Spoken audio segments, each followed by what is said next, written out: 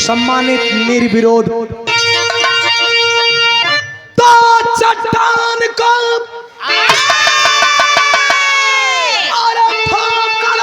पर न जाया और की हिम्मती हिलाया जो हिमराज का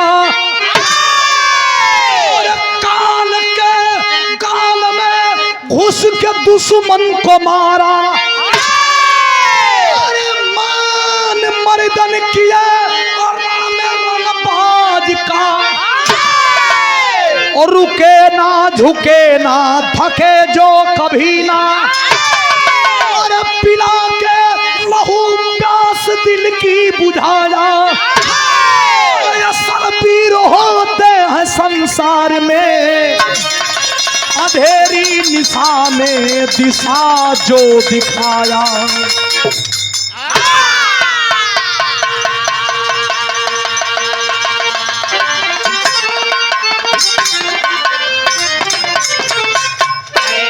नवरात्र भी बीता है हमन नाच दे जा हमन गा ले जा ई बिरहा के अंश नाम बिरहा के अंश बतावत है चूंकि हम दोनों के लेके चलीला नवरात्र भी बीता है। नवरात्र में ये दिखाया गया है कि राम जी रावण को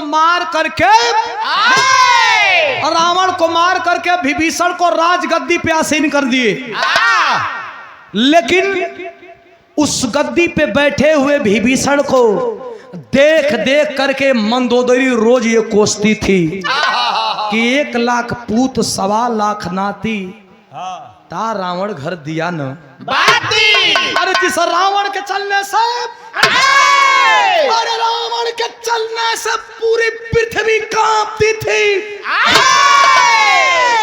और रावण के इलाका में और रावण के लंका में खाली विधवा औरत मंदोदरी रानी एक 13 बरस के बच्चे को बुलाती है। मंदोदरी रानी किस बच्चे को बुलाती है पता है? किसको? मेघनाथ का बेटा अमरजीत जो बचपन से ही अपने नानी गांव यानी मम्मा गांव पलत रहल ननियौरे में पलत रहल। लड़का आई तो सोचलस कि अपने दादा रावण से मिलब। इंद्रजीत अपने पापा से मिली हम केहू से ना मिलल। जब देखला लंका का स्थिति तो जा करके और मंदोदरी रानी से कहता है कि स्थिति ऐसी क्यों बनी है माँ? तो मंदोदरी रानी कहती है कि सुनो स्थिति क्यों बनी है। बिरहा में कव्वाली का टुकड़ा बा।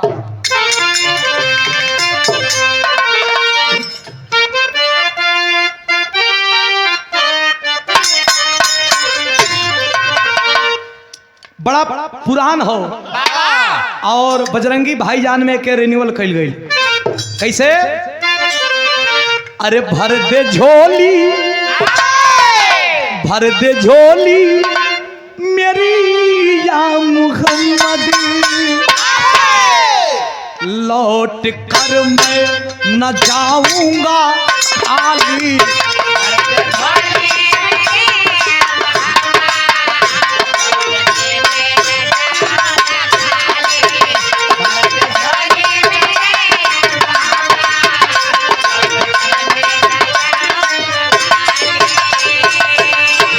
लेकिन अरे रोके बोली अरे मंदोदरी अमर से लाल कैसे मिटाऊं मैं शंका।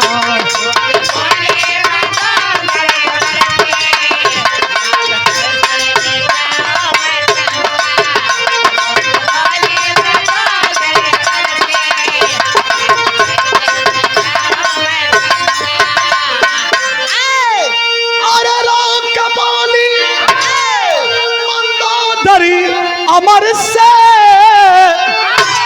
लाल कैसे मिटाऊं मैं शंका। अरे लाल कैसे मिटाऊं मैं शंका। अरे मांग में मेरी राख हो मांग में मेरी राख, देख ले राख है सारी लंका, मांग में मेरी राख भरी है रे देख ले।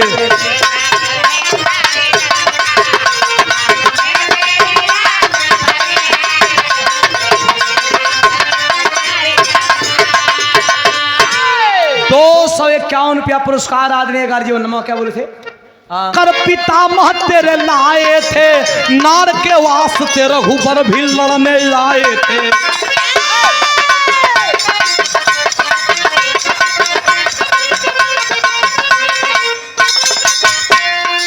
मिले श्री राम से विभीषण मिताई करके, मिले श्री राम से विभीषण मिताई करके, कराया कुल का नाश द्रोही बुराई करके।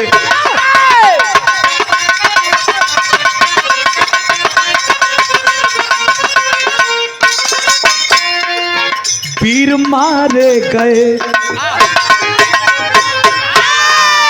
वीर मारे गए बचा ना कोई सगरी हो, वीर मारे गए बचा ना कोई सगरी हो, नगरी हो।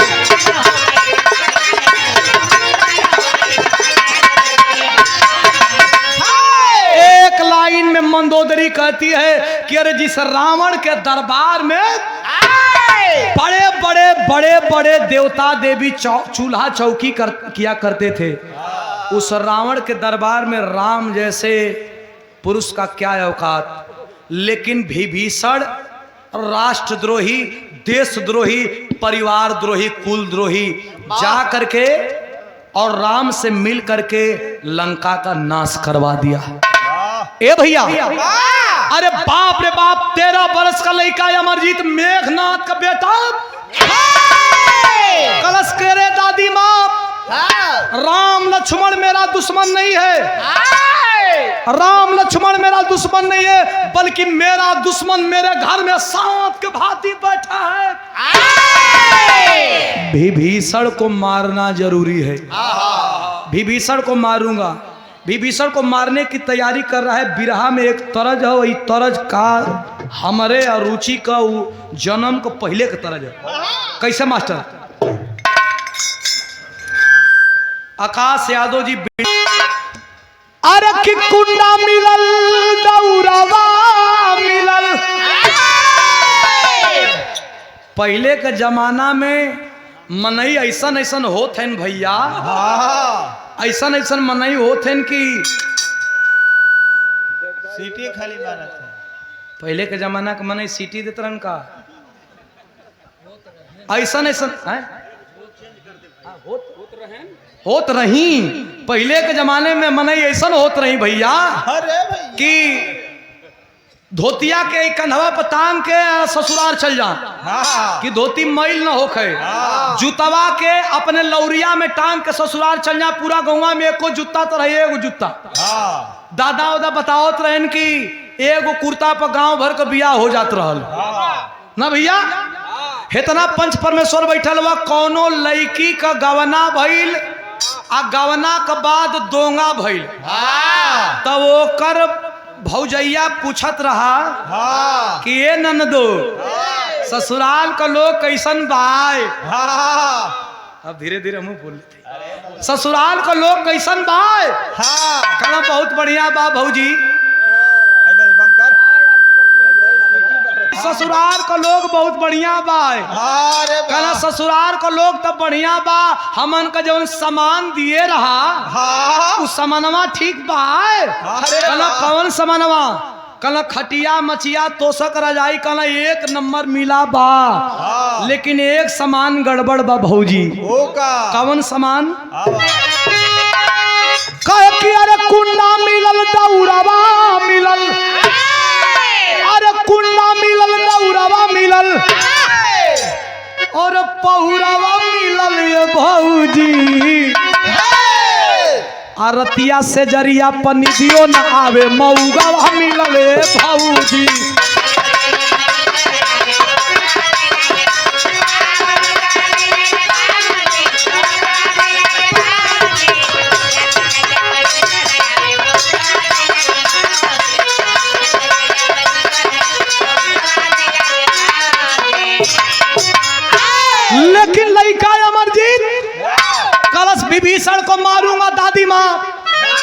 विभीषण ए तैयारी हाँ विभीषण को मारूंगा। दादी माँ क्या कहता है? अरे देखी हालतिया फाटा लछतिया, अरे देखी हालतिया फाटा लछतिया, अरे बधनवा करब ये मैया। अरे मुदई के रण में बधनमा करबे तूफानमा करब ये मैया।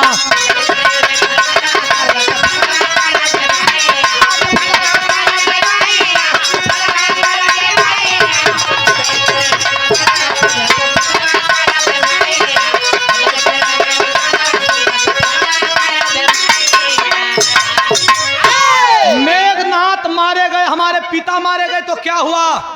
मां सौगंध है इस मिट्टी की, मेघनाथ बन करके तेरे आंचल में और लंका की लाज मैं बचाऊंगा। क्या बोले?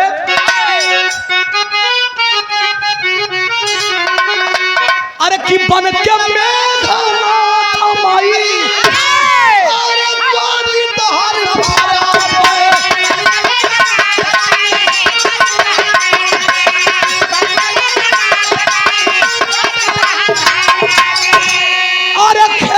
विभीषण के हम राज खुद करब। अरे रोमा रोमा लागल यगिया, अरे रोमा रोमा लागल यगिया, तू फलवा करब ये मैया। खाली विभीषण का पता तू दे दा। आ देखो माई विभीषण के उनके तय अंग मारम नु कि उनकर पता चल जाई कि कौन आप वीर से आज पाला पड़ल बा। माई काली की ढेर दूर ना बैठल हो, जाके देखा जहाँ रावण बैठत रहो वही बैठल हा, वहीं बैठल बा। अरे लइका चलल बा जवानी का जोश 13 बरिस का। हम कहिला कि जरूरी ना हो कि बहुत बड़ा उम्र और बहुत बड़ा पहलवान रहब तब्बे तो के दुनिया कदर करी। गरीबी में भी अगर कम भोजन पा के अगर संयम से बढ़ा तई दुनिया तो के याद करे ले। बिरहा में तरज बा, ई तरज के हमरे गुरुजी विजयलाल गुरुजी बड़ा स्पेशल तरीका से गावे। 1995 में देखा रुचि हाँ ई धरती पर बड़ी जोड़ी बनल, बड़ी जोड़ी टूटियो गई, लेकिन अब इन विजयलाल गुरुजी और अनीता राज जैसन जोड़ी बनल। का इधर के घोड़ा रहे संगवाई हो रहत रहला ना का कहमा। हाँ उस समय ढोलक ये बजाओ तो अरे का बौरा गइलू ना लैला, का बौरा गइलू नो, हम ता खुदे रहिले बौरहिया, हम ता खुदे रहिले बौरहिया, आइया का बौरा गइलू नो।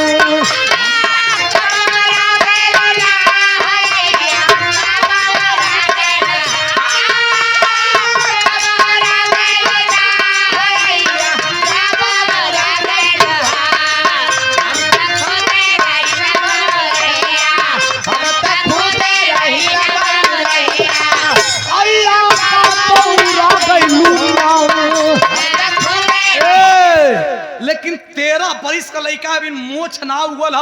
अरे जब के चलल विभीषण और जोर जवानी जान कर लेके जब चलल है तो भयल का माचा। अरे बाका जवाना माना, बाका जवाना माना।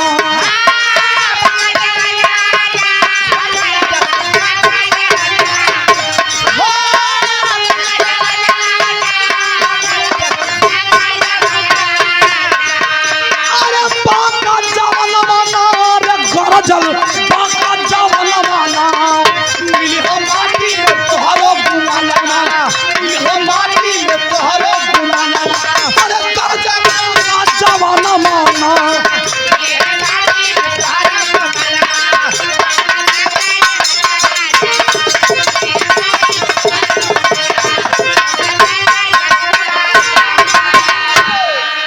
ए भैया पता पूछ के जाके विभीषण के निकाल करके छोटी छोटी हाथ और छोटी छोटी तीर धनुष लेके और निकाल के मरलस विभीषण का एकदम ठेहुना के नीचे जब धार दे मरलस। हाँ विभीषण कनौरी ये कैसा कौन हो बेटा? कलश वीर अपना नाम पर से नहीं, वीर की वीरता पहचान किया करती है।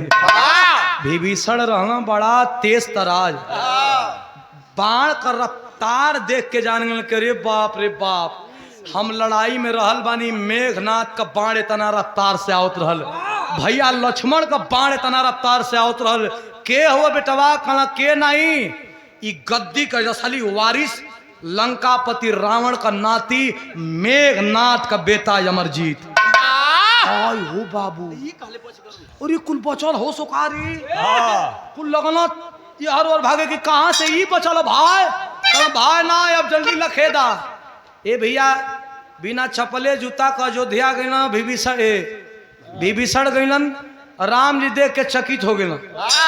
अयोध्या में बैठा रहना बड़ा चाव से, जब देखला विभीषण जी बिना जूता चप्पल का आवत हुआ तो कहला क्या मित्र क्या परेशानी? कलम परेशानी नहीं है, एगो बल्टा में रावण के डाल दा, कुंभकर्ण के डाल दा, मेघनाथ के डाल दा, या कुलीन के मिला के अगर एगो जौन बची ना, कुलीन के मिला के एगो जौन बची उहे अब लंकावा में आ गए। बकना रुचि अगर बात बनैला पर बनत है, बात बिगड़ला पर बिगड़त है। देखो कौनो चीज के कहे का परिभाषा कैसे है? अगर केहू का कपार फूटल बा, केहू का कपार फूटल बा तो जाके कहबा कि ए भैया तोहर लइकवा का कपड़ा फूट गइल, एकरा में कोनो दिक्कत नहीं खे। लेकिन उतने कपार फूटल बा जाके कहबा कि ए भैया अरे तोहर लइकवा का कपड़ा फाट गइल हो, तो आदमी धक दे करे जा कोई मर जाइए रे साला, लगत ढेर फाट गइल बा। तो बात वो है, लेकिन कहे का तरीका विभीषण कहना तनी चढ़ाए बढ़ा के कहब तो सीरियसली है। कहला वही मेघनाथ का लइका गद्दी पर बैठल बा, कहता कि रामो के मारब लक्ष्मण के मारब, उ नहीं खे कहले, उ कुछ नहीं खे कहले, उ बस गद्दी का मालिक होकल चाहता। लक्ष्मण जी कहना कि ओकरे बाप के हम मरले हई आ ओके भी हम ही मारब। चलल बड़न एक तरफ से लक्ष्मण और एक तरफ से अमरजीत, तब बिरहा का लास्ट तरज बा कैसे मास्टर?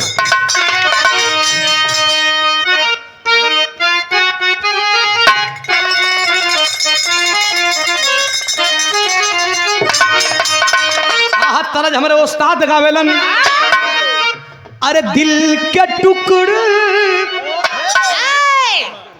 इस तरज से मिलता जुलता दो तीन गो तरज लिखल, लेकिन हम गाइला का अरे दिल के अरमान, दिल के अरमान और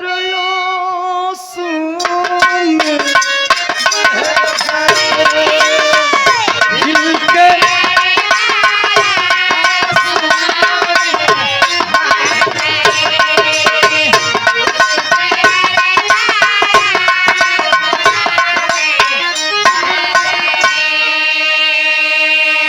ताली,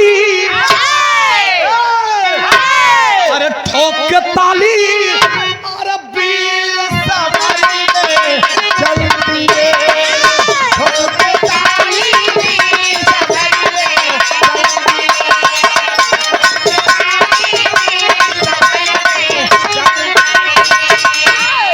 अरे ये कमर से सुन, अरे ये कमर शिव जी लड़ी गए।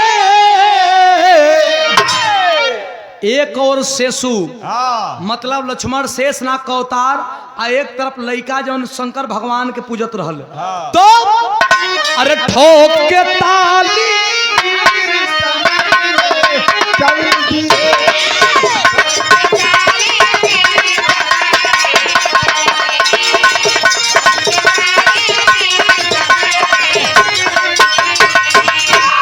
दोनों पुनः लंका के मैदान में आते हैं। एक तरफ से शेष नाग का अवतार लक्ष्मण, एक तरफ से 13 बरस का लड़का रावण के खानदान का चिराग। जब दोनों एक जगह होते हैं, बिरहा में पहपट का भाव तनी गरम करते मास्टर।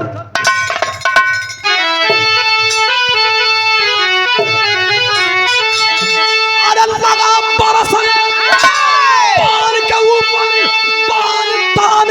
सीना हो। अरे भीड़ गया है अमरजीत बलवान तान का सीना हो।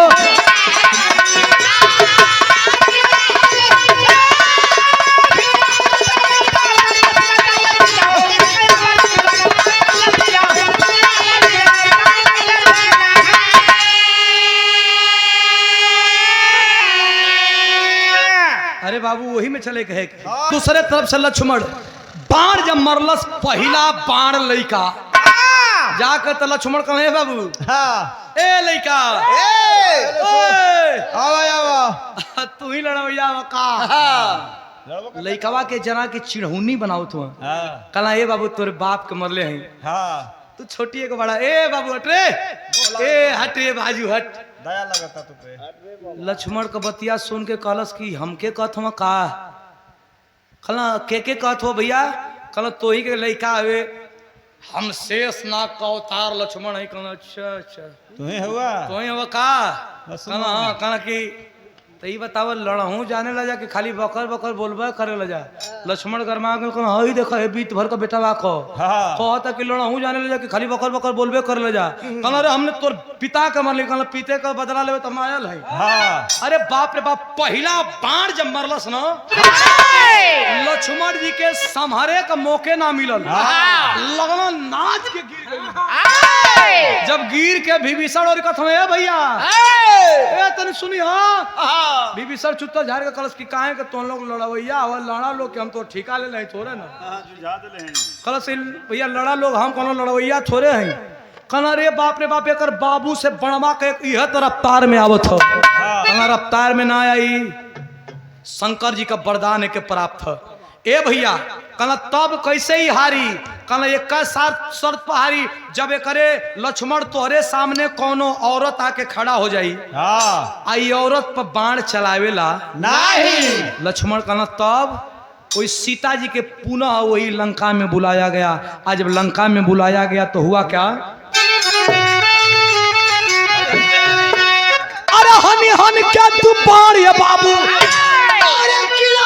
जीत के मारा हो अरे हंसी के बोली जनक नंदनी अरे मार के घाट उतार हो कला हंस के बोली जनक नंदनी। हाँ जब वही आगा भैली सीता जी रख दिया तीर धनुष कलश की मर्दों से लड़ाई होती तो ये मर्द जंगे मैदान में लड़ता है।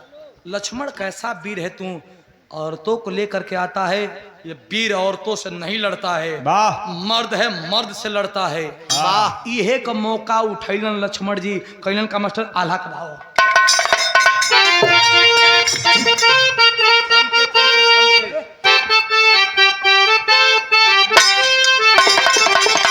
अरे विकट संग्राम फिर से अरे क्यों है लंका वहां में भाई दे भैया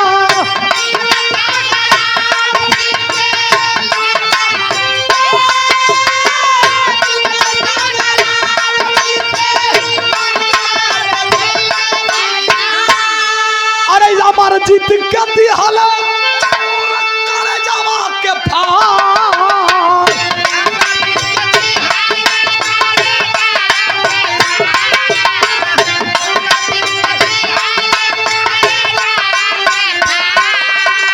अरे कि माई मन दोदरी अरे जब पवली खबरिया भैया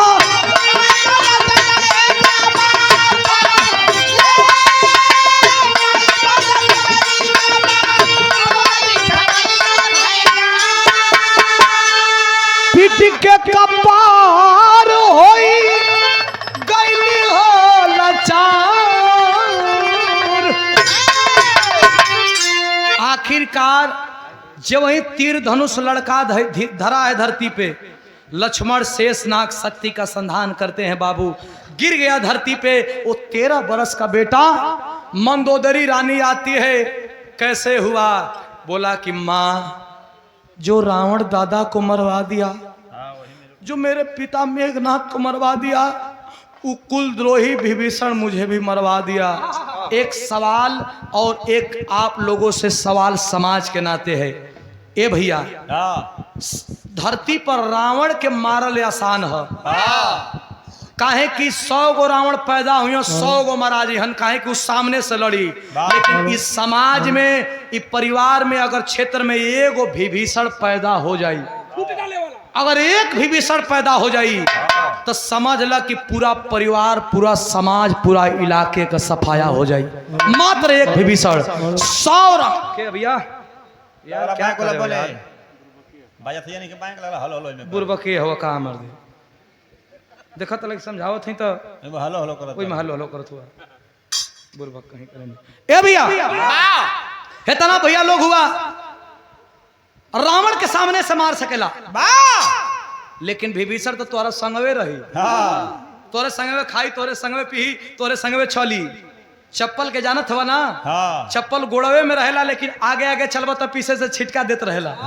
वही तरह विभीषण हो लंका का द्रोही आज लंका को वीर विहीन कर दिया। माँ कहती है तू मर जाएगा बेटा, लेकिन अपने पूर्वजों के विषय में सोच, तेरी पूर्वजों की आत्मा यही भटकती रह जाएगी। माँ मैं क्या करूं माँ? लंका में जो समुद्र था, समुद्र का जल लेकर के और बालू से पिंडा पार करके और अपने पूर्वजों को दे करके पिंडा पानी और माँ के जांग पे दम तोड़ा है। एक जांग पे रखी है अमरजीत को और मंदोदरी सोचती है क्या खड़ी का भाव है।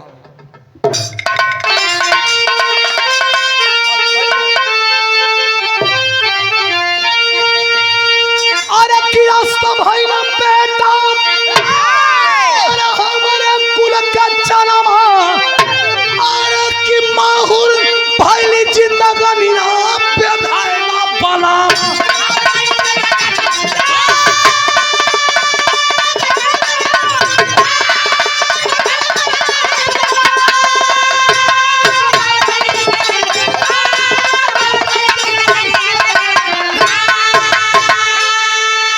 आखिरकार आज भी लंका में अगर वीरों के भांति गिना जाता है तो मेघनाथ को गिना जाएगा, रावण को गिना जाएगा, लेकिन कभी विभीषण को वीरों में नहीं गिना जाता है। जो सामने से लड़ा वो भले दुश्मन है तो दुश्मन दिखना चाहिए, विभीषण की तरह नहीं। आज तो हर समझवे में 5 गो विभीषण घूमत हो। वो सोचत हम कि ये सब लोग मर जा, हमन का राजा हो जाएंगे। हर समाज में 5 को विभीषण हो तो गुरु घराने का परिचय है। गुरु बिहारी, गुरु गणेश, गुरु राम, लाल गुणकारी, स्वर्ग गए चंद्रिका कवि, बच्चन जी बने पुजारी।